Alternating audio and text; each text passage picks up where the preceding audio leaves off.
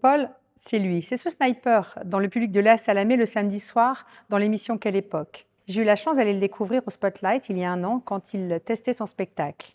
Lui qui se cachait d'ordinaire derrière ses blagues et sa célèbre chevelure bouclée à la Louis XIV, il se retrouvait face au public sans filet, prêt à révéler qui il était vraiment. Sur scène, il entre dans le vif du sujet, sans détour, en s'attaquant à ce que les gens remarquent en premier, son nom.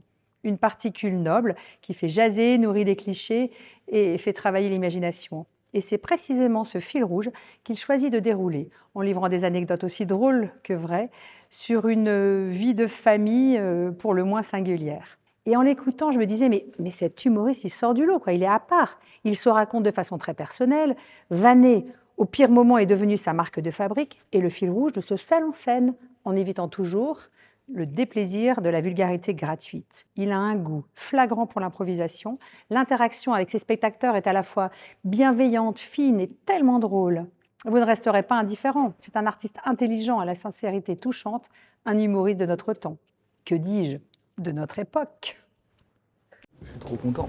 Premier spectacle, première tournée, c'est historique. Tu penses à qui pour la vidéo de promo? Oh non, s'il te plaît. Mais si j'aime bien, mais il a 1600 ans, clavier c'est trop vieux. Non, je pensais à Jean-Paul Rouve. Ouais, c'est pas faux. Ça reste Jeff Tuche. Qui ça? Jean Dujardin. Non, si, mais...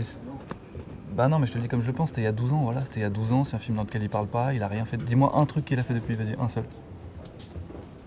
Bah voilà. Non, je suis pas chaud. Ah, c'est pas con. Non, ok, tu m'as convaincu, vas-y. Non, vas-y, on fait ça, on appelle du jardin. Et on lui demande le numéro de Tounet. Vas-y, c'est cool.